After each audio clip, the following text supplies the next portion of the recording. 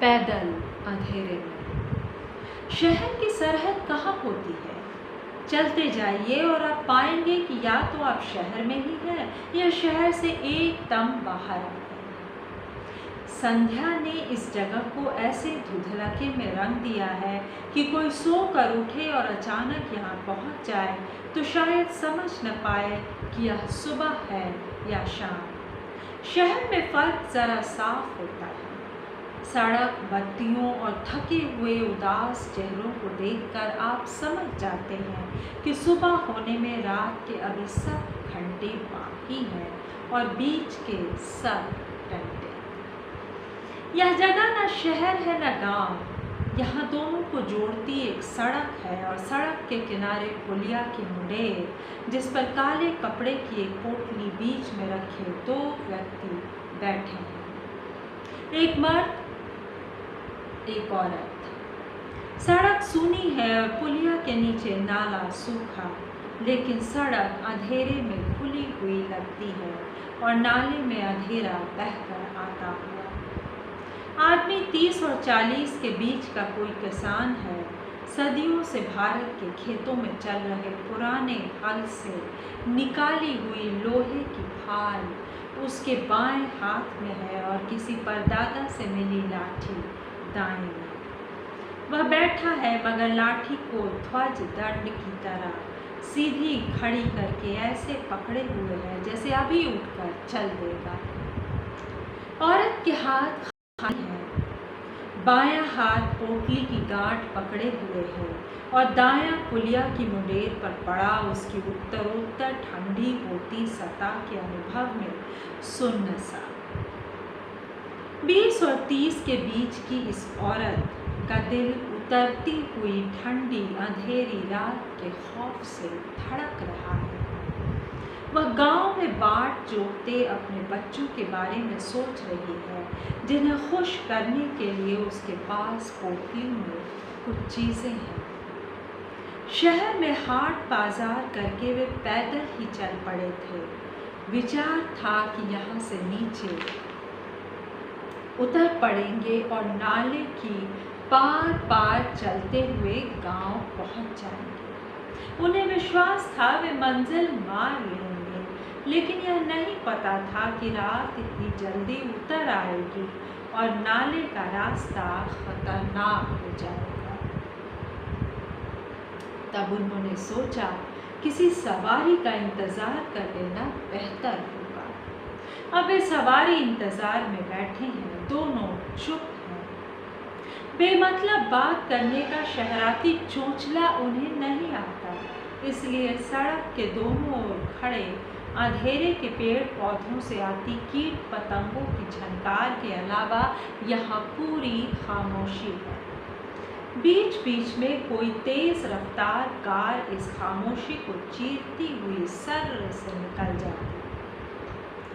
वे अपने गांव की दिशा में जाने वाले प्रत्येक वाहन को हाथ देकर रोकते हैं, लेकिन कोई रुकता नहीं है। उन्हें शायद मालूम नहीं है कि उन्हें लिफ्ट देने वाली सवारी यहाँ नहीं मिलेगी। अचानक रोशनी का एक सैलाब सा सड़क पर फिर से उमड़ता है और पहले जैसी उम्मीद में दोनों झटपट उठ खड़े होते हैं।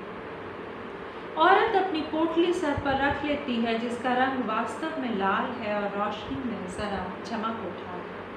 आदमी ने लोहे की फाल वाला अपना हाथ आते हुए वाहन को रोकने के लिए सीधा लंबा दिया है, जिससे उसका हाथ चमचमाती संगीन वाली बंदूक जैसा लगने लगा। उन्हें पूरी उम्मीद नहीं है, पर सोचते हैं शायद आने वाला वाहन उन्हें ले ही जाए। उन्होंने जिंदगी भर प्रतीक्षा और उम्मीद करना सीखा है, जिसे वे छोड़ नहीं सकते। उन्हें नहीं पता कि गलत जगह बैठकर प्रतीक्षा और उम्मीद करना गलत होता है। अचानक सड़क पर तभी दूसरी तरफ से वैसा ही सैलाब रोशनी का उमड़ता है। वे उसकी तरफ ध्यान नहीं दे पाते। उनकी आंखें पहली रोशनी से ही चौंधियाई हुई हैं। वे सिर्फ इतना देख पाते हैं कि जिस वाहन को वे रोकना चाहते थे, निकट आने पर वह एक कार थी और किनारे खड़े आदमी के संगीन जैसे फैले हुए हाथ से बचने के लिए जरा मुड़ी थी। दुर्घटना उनके ठीक सामने घटती है। गड़गड़ाहट किसी भयानक आवाज़ होती है और अगले क्षण अत्यधिक आतंक के साथ वे देखते हैं कि सामने 2 कारें लड़ गई हैं। जाने कैसे एक कार ने दूसरी को दबोच लिया है। ऊपर चढ़ी कार की एक आंख टूट गई है और दूसरी ऊपर अंधेरे आसमान में टॉर्च की सी रोशनी फेंक रही है। थोड़ी देर यूं ही आसमान को टोहने के बाद वह भी बुझ जाती है। सड़क पर रोशनी नहीं रह गई है। लगता है जैसे 2 अंधेरे लड़े पड़े हों। आदमी औरत उन अंधेरों के पास जाने की हिम्मत नहीं कर पाते।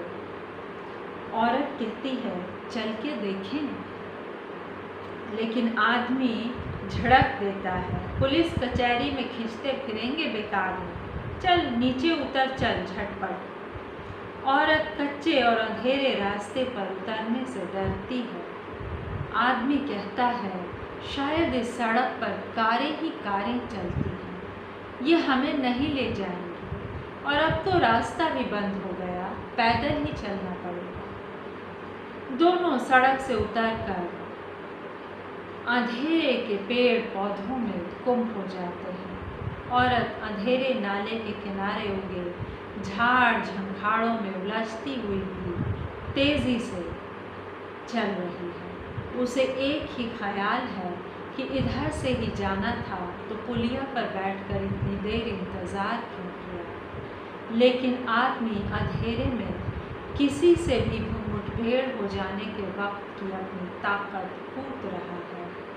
लाठी तो है ही, उसके पास हल्की ढाल भी है जिसकी नोक वह शहर से सीधी और पैनी करा लाया है। क्या अद्भुत कहानी थी आदमी के मशीनी हो जाने की।